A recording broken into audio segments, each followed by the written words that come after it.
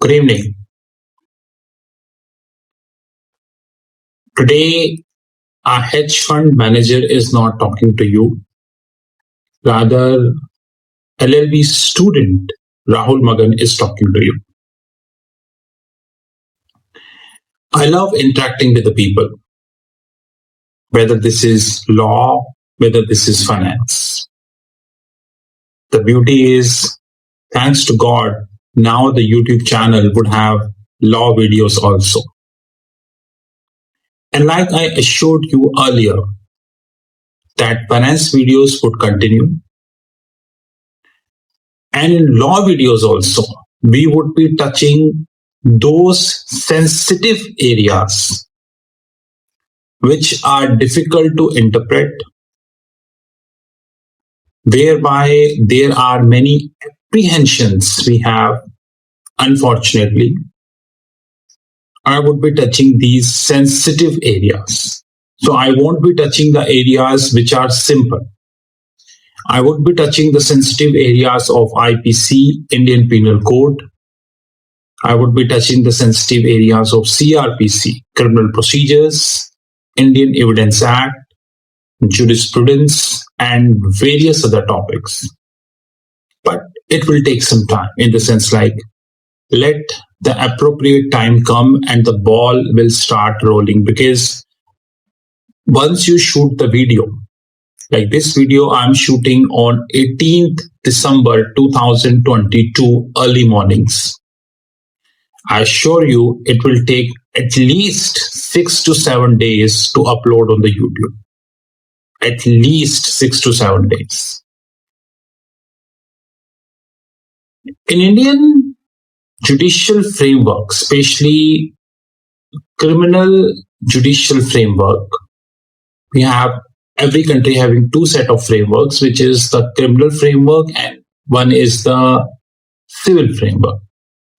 In India, the civil frameworks came under CPC, which is called Civil Procedure Code, while criminals come under CrPC, which is known as the Criminal Procedure Code. We really need to understand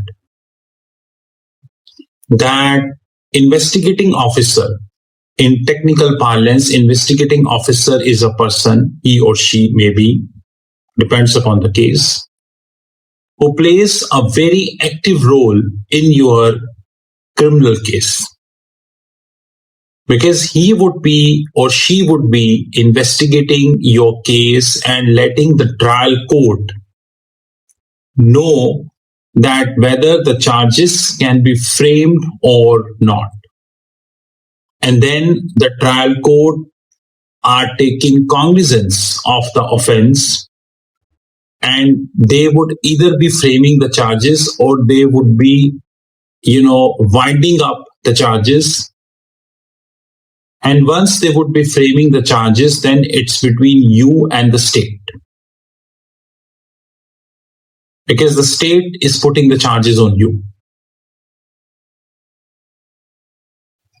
Please be note that in India, CrPC, which is Criminal Procedures, the section which is important as far as the filing of charge sheet is concerned is 173.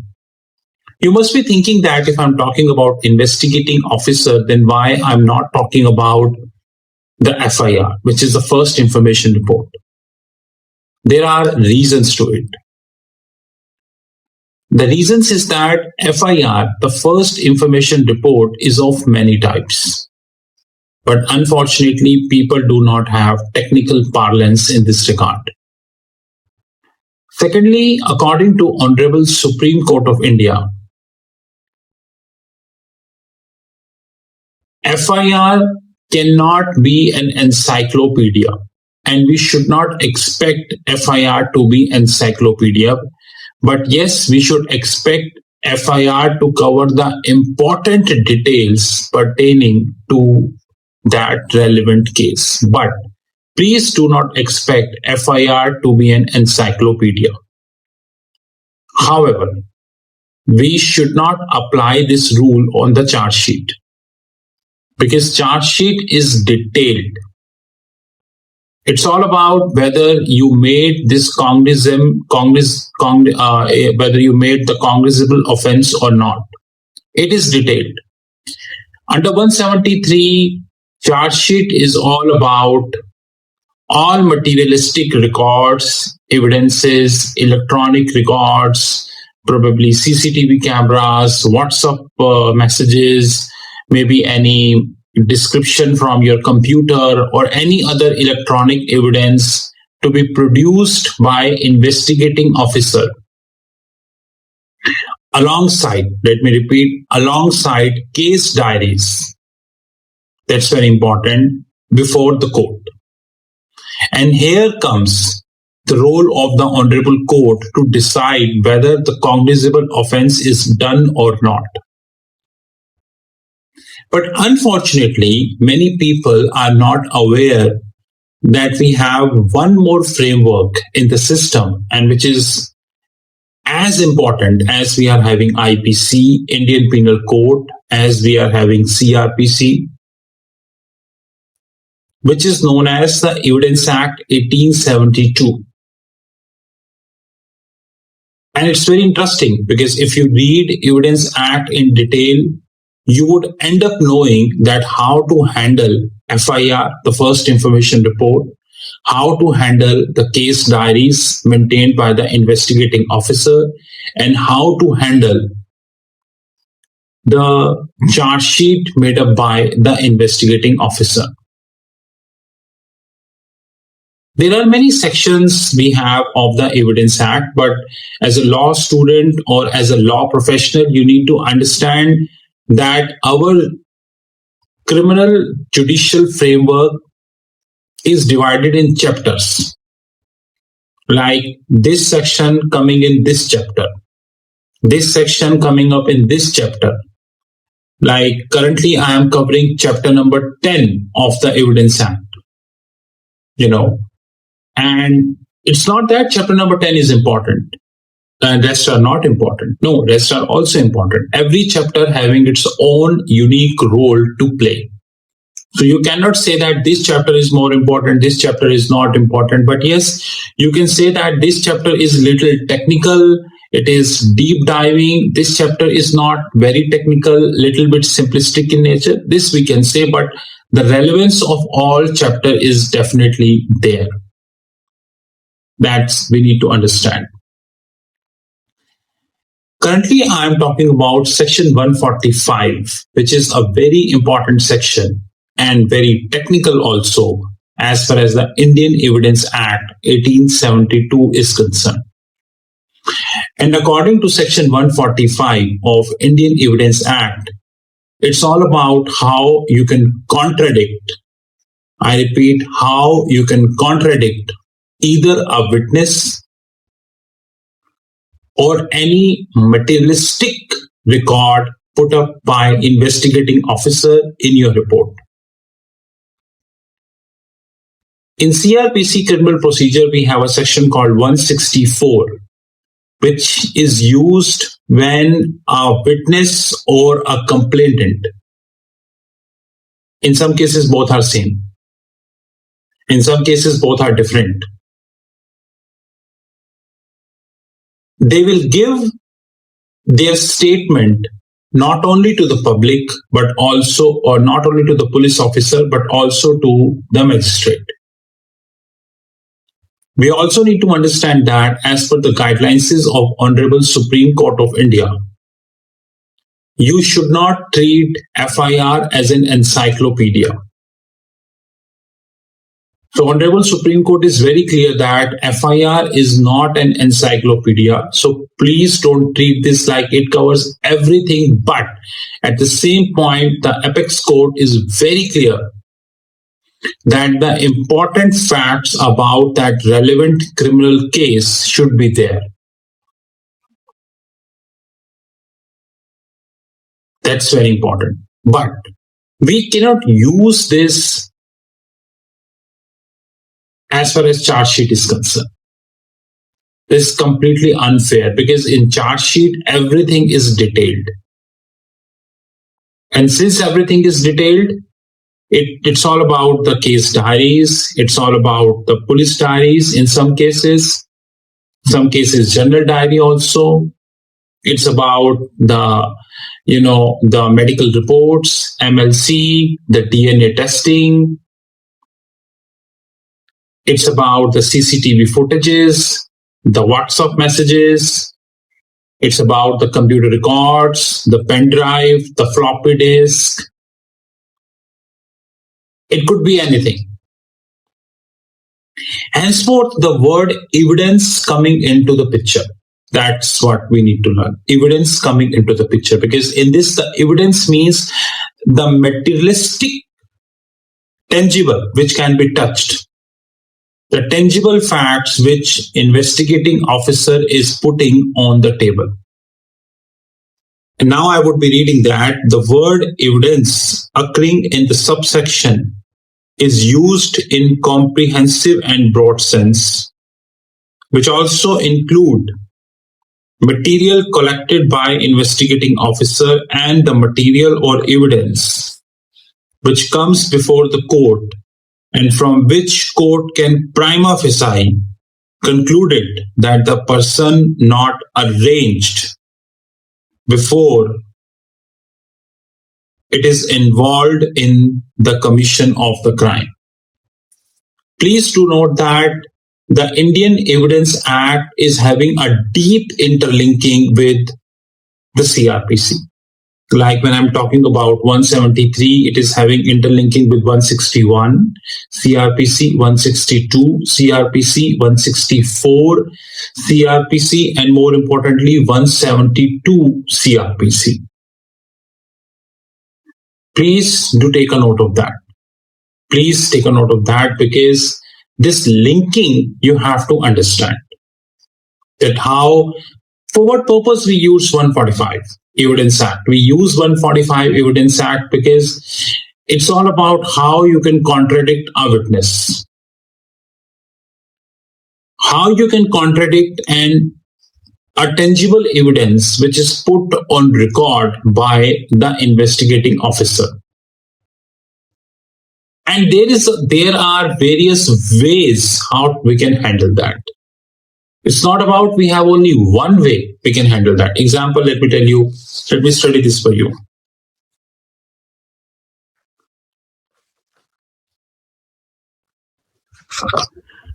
The principal object of the first information report from the point of view of the informant is to set the criminal law in motion.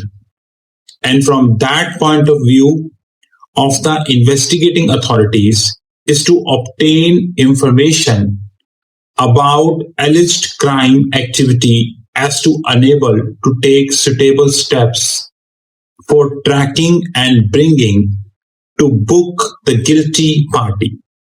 The first information report does not constitute substantial evidence, though it is important as conveying the earliest information regarding the occurrence cannot be doubted. Like I said, you don't expect it to be an encyclopedia, but the important facts, I repeat, the important facts about the case should be there.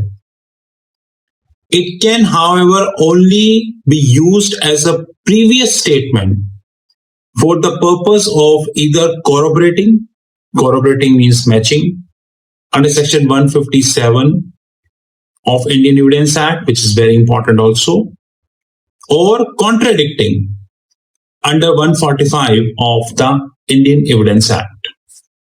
Henceforth, guys, if you're a law student or if you're doing your practice in criminology, you need to understand that the first information report, also known as FIR, and the charge sheet, also known as challan, is really very important. And we also need to understand that there are certain legal ways. Please note, legal ways, authentic legal ways, that would be an appropriate word, which would help you to counter the charge sheet, provided you hold the substantial evidence in this regard. And this is what we really need to learn. This is Rahul Magan from Treasury Consulting Group. You knew my personal number, +91 9899 242 978. +91 9899 242 978. Alternatively, you can visit our fixed income platform www.fixedincome.global. www.fixedincome.global. Very soon, we would be launching our legal platform also. But give me a couple of months, please. Give me a couple of months, we would be launching our legal platform also. In this, like I promised, we would be doing